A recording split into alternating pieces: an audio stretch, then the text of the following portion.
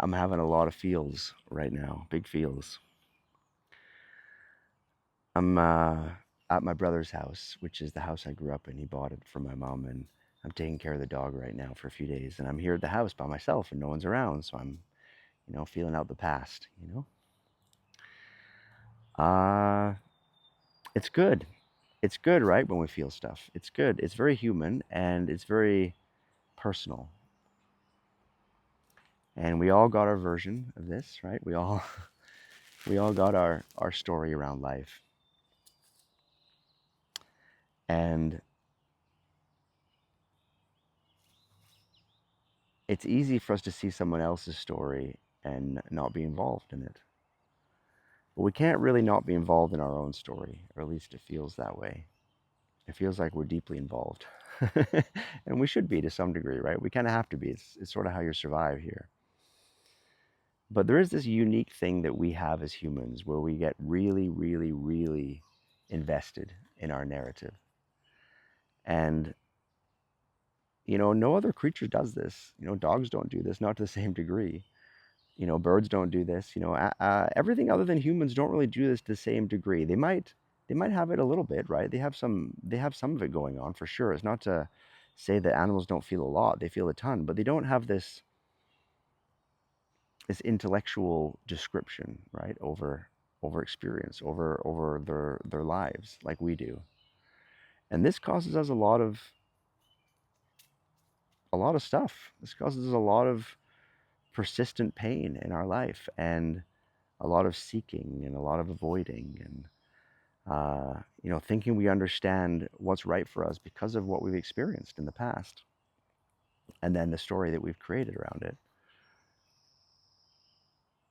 It's quite easy to think about it, right? Like, it's quite logical when we understand it, that we are, in a sense, we are the sum of our experiences. At least we think we are.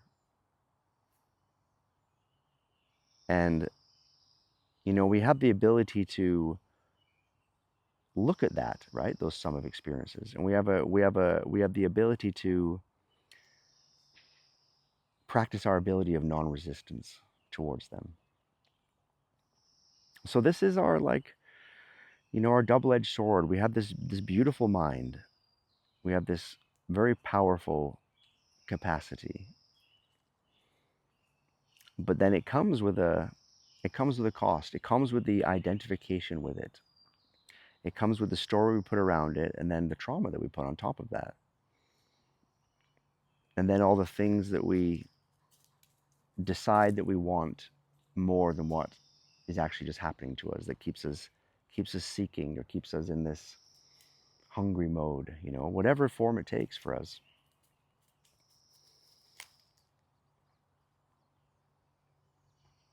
So it's quite a journey to learn how to wield, right, this deep intelligence, I think, that we have the ability to create with, because there's clearly intelligence everywhere. There's clearly intelligence everywhere. You look at these trees, the dog, you look at every little pine cone on the ground.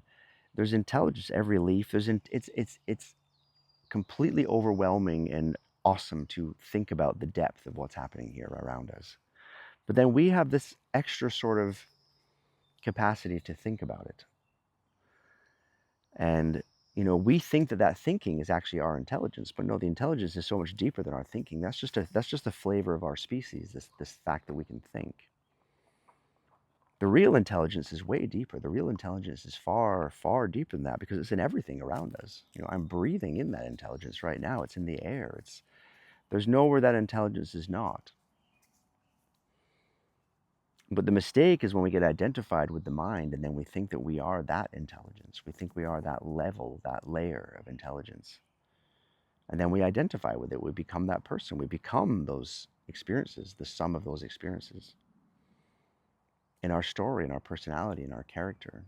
And we defend it, right, to the death. Because for it to go would be a death. Because it would be the death of the idea of who we think we are.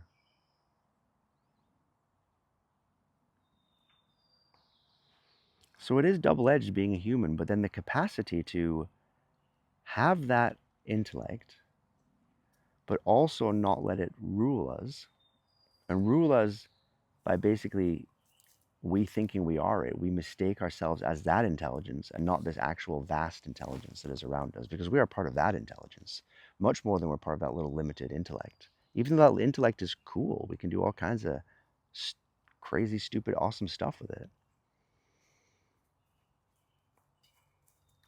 But it's no different than like our hand, or our ear. It's like another sense perception, but one that we have it's a little unique in the sense that we can use it to really create. We can manifest with it. But we can manifest what doesn't work for us. And we're doing that a lot. We manifest a lot of pain for ourselves, collectively and individually.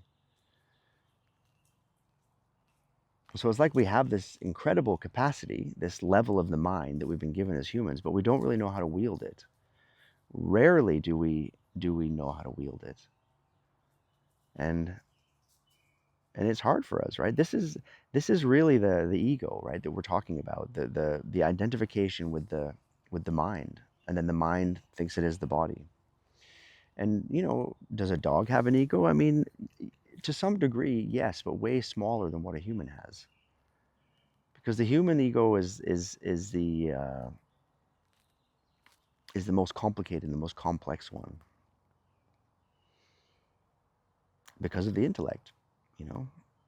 But we wouldn't exist here without it. We wouldn't be here without it. So it's not to point the finger at it and become a victim around it at all. It's just to recognize the nature of it and what it is, and then how to use it, for a more beneficial and benevolent experience than a difficult one and a very emotionally challenging one. And so it's like we need a handbook. We need a handbook to how to be a human, but we usually don't even want to listen to those guidelines when we hear them, because there are versions of handbooks out there. This is what all the really essentially like the spiritual teachings are, the deep spiritual teachings. They're showing us that we can rise above, right, this animal part of us, this animal body, and the mind, which is part of this whole human here. We can rise above that.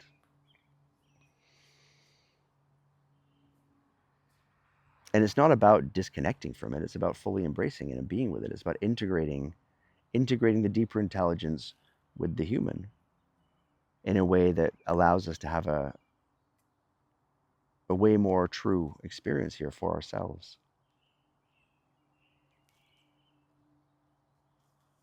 So yeah, I'm in my own version of that. I'm battling my own version of that.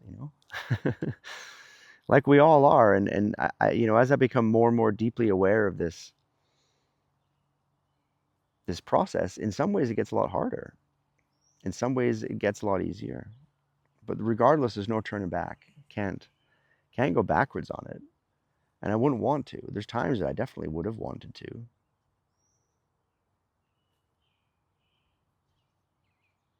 But those are just temporary feeling states and mental states anyways. It's quite a trip, because the only person here that's suffering is the thing that I'm actually rising above and through.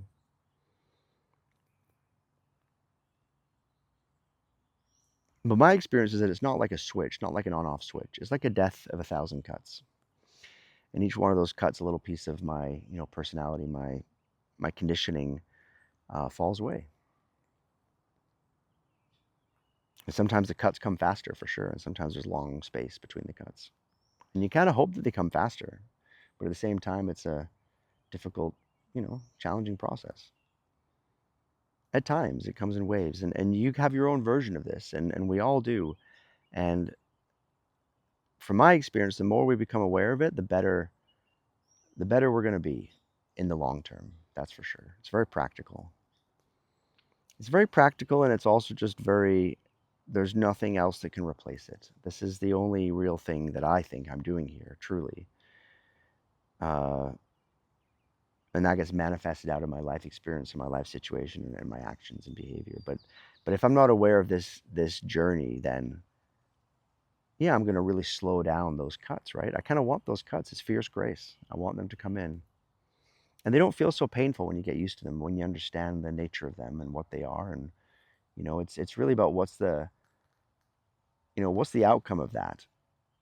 And if we know the outcome of that is more openness and more spaciousness, then, then we're volunteering, right? We're kind of on that journey deliberately. So it is good work, it's good work. We do all kinds of work in life, but I think this is the best work.